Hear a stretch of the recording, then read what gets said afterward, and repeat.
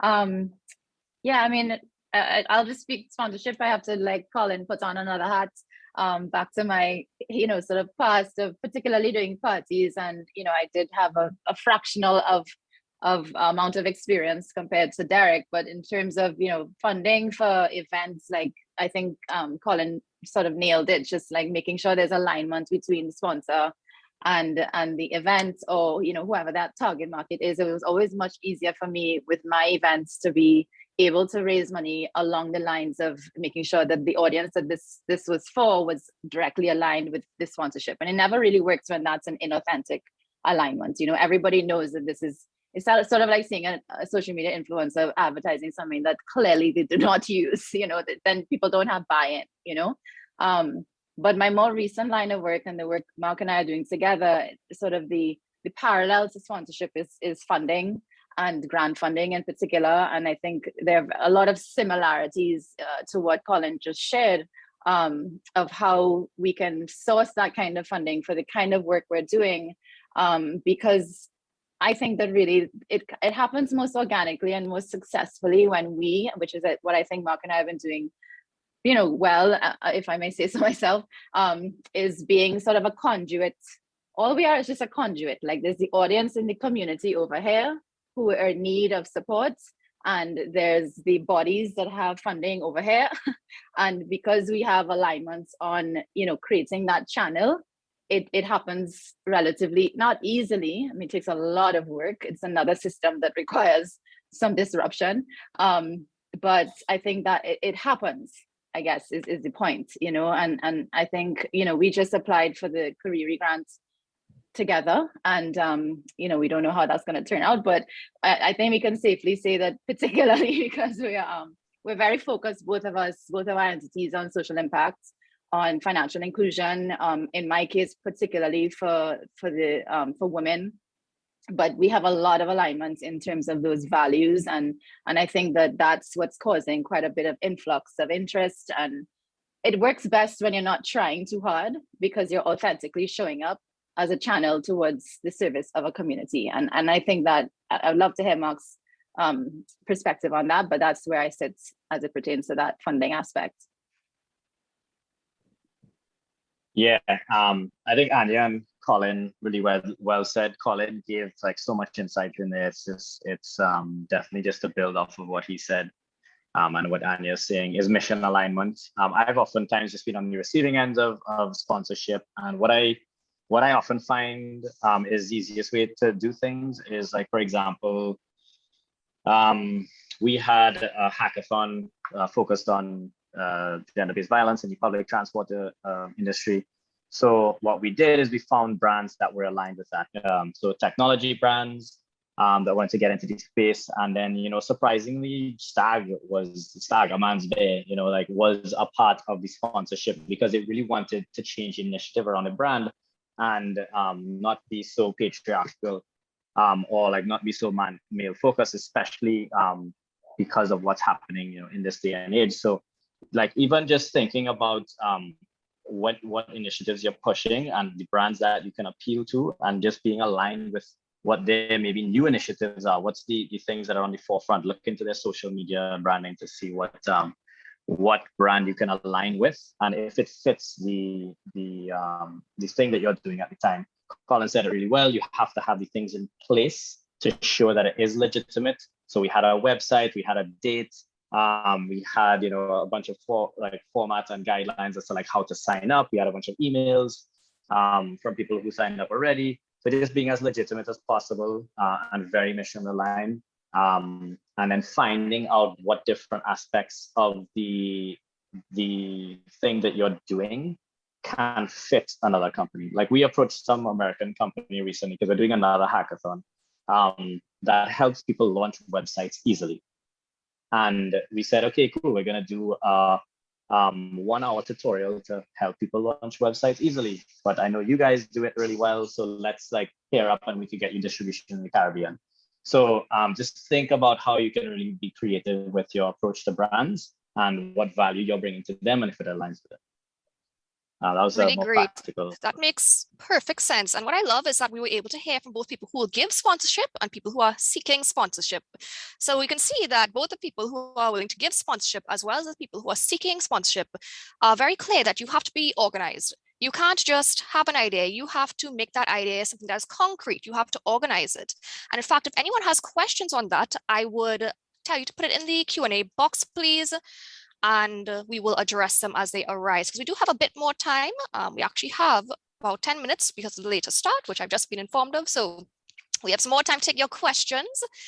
And as we're on this topic of organization and whatnot and getting sponsorship and everything, the next big thing is really how do we bring forward the carnival experience in the metaverse. Now, I'm not saying it as a replacement or anything like that, because personally, I hope to be on the road someday again. But the reality is not everybody can travel every year for carnival. We have a large diaspora who I'm sure enjoy participating in some virtual form. And I also think that if we can continue with some kind of digital aspect, it will also attract more people to come to the physical celebrations. So I think, Anya, I'll direct this question to you first. What do you think this concept of having carnival in the metaverse? Is it a viable idea? What do you think about it in general? Yeah, I mean, as you already mentioned, it's a bit of a divisive topic. There are definitely people who don't want to hear anything about it. And then there are people who are like all in, which I would put myself in that category. We've all actually, Derrick, Mark, and I have been parts of a creative tech lab that was held earlier last year, talking specifically about the potential for virtual carnivals. So there's a lot of this conversation, and of course you probably saw that St. Vincent announced that they will be the first island with a metaverse carnival. So I think it's an inevitability. I think also to your point, Emma, it's important, in my opinion, to not assume that one replaces the other. I think that could hold back a lot of progress, because one could never replace the other. Certainly the digital experience cannot replace the in-person experience. Like Colin and I were talking about yesterday, there's just nothing that feels like being in the midst of Pan, embedded in the vibration of a panyard. Like we shouldn't try to replicate that. We shouldn't try to replicate that incredible feeling I remember at Insomnia as the sun rises, like that is not replicable. But I think there are aspects to the metaverse experience that are different and equally sensual, sort of sensory experiences, but certainly different. And to your point, Emma, as well, I think, in fact, I would imagine that doing a carnival in the metaverse or any sort of carnival product will appeal to the vast audience of people that I feel Wildflower is actually targeted to, people who love festivals. Festival culture is global and huge. And whether or not that's a Caribbean festival or it's a more sort of American EDM festival, there is a bit of a through line of the culture of festivals that I think is a huge market for the Caribbean product. I think thinking of it with a very global perspective and not necessarily putting it in a box as being a Caribbean product only is important. I think assessing what does the non-Caribbean festival goer go to festivals for. It's a huge part of what I've been researching for the Wildflower brand, because I deliberately wanted the Wildflower fashion product to fit a festival goer who happens to maybe also like carnival in the Caribbean, but that's not mandatory, So I think the possibilities of expanding our cultural products through the lens of the metaverse are infinite. I think the possibilities of creating communities outside of the Caribbean community that start to fall in love with our version of this product, it's again an inevitability. And whether or not we should do it and should we do it soon, 100%, I'm the type of person who just wants to start and figure it out as we go along, rather than wait till it's all figured out. And this is a world I've learned through Mark and other collaborators. You don't wait. Because if you wait a year from now, 2 years from now, 6 months from now, 3 months from now even, it's completely changed, and we would have lost the opportunity to be part of the making of what it's becoming. And that's the uniqueness of this opportunity. Oftentimes in the Caribbean, we get in the game when the system is already built. But we're in a moment right now where we could be participating. We are participating in what these worlds look like. How do they operate? What are the functionalities? How does our Caribbean culture infused not only in the look and feel, but also the functioning, the design of the system itself. Like, we are naturally that way to design communities. And why don't we get involved in that from day one? So that's my position. Anya, I have no doubt that you'll be at the forefront for any of these types of developments. I mean, you are basically already in the space in terms of the NFTs, the wearables. I mean, that sequin monokini you showed looks like an excellent Monday way option for those who will be one day participating in this type of event.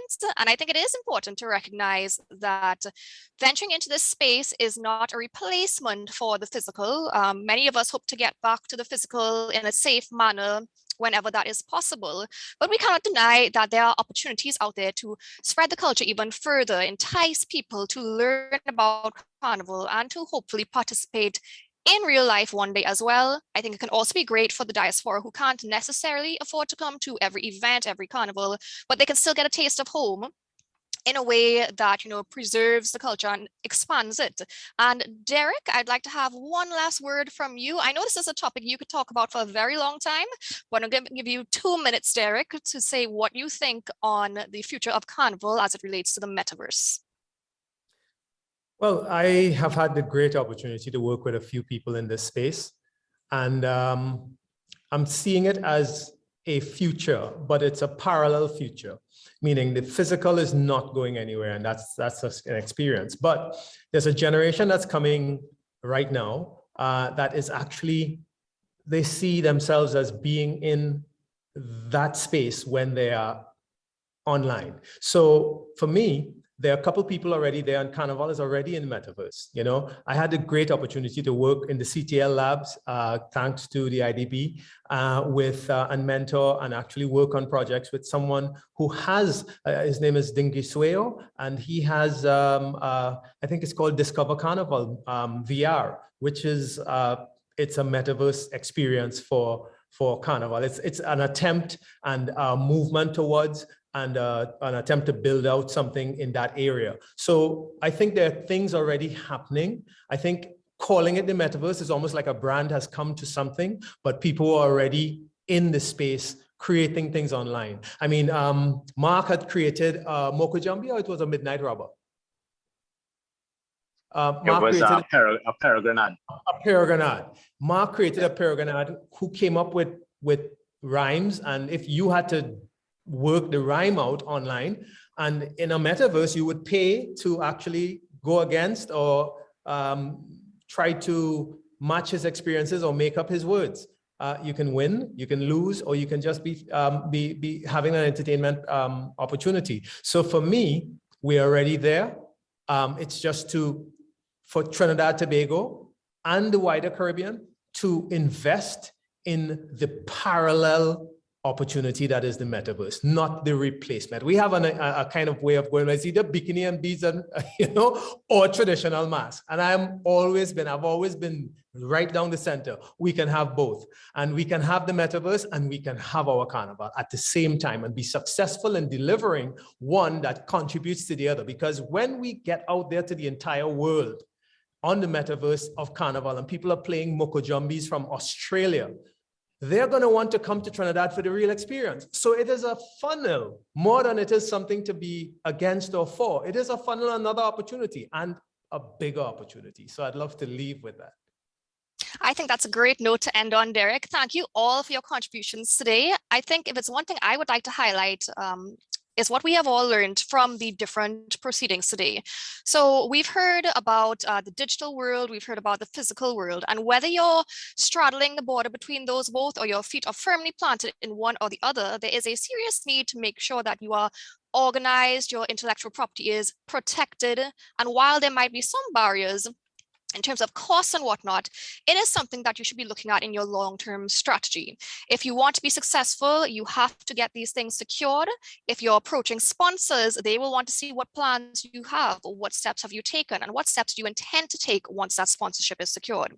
So I think it was a very helpful day. We've all learned a lot. I hope that the audience found it useful. I must thank our excellent panelists for today, all who gave their wealth of experience and knowledge. It was very interesting for me as well, coming at it from the legal perspective to hear how things work on the ground, what steps are needed, and where we see the future going. I think while we all hope to be on the road, once again, that the digital opportunities are undeniable, but if we want to maximize them, we have to embrace them, not as a replacement, but as a parallel universe, as Derrick told us. And of course, we want to make sure our intellectual property is secured for whichever realm we decide we want to play our mass in next year. So thank you very much, everyone, and I will now hand it back to the host. Thank you very much, Emma, and thank each and every one of you for being part of it. We want to say thank you to all of our panelists that have been with us throughout the entire day and making it all possible. We want to say a special thank you going out to our feature speaker, Dr. Andres Gudamos. Thank you so much for being part of it. And y'all, we learned so much today. This was Ideas Empowered, a masterclass on identifying, protecting, valuing, and earning from our creative assets in our evolving creative economy.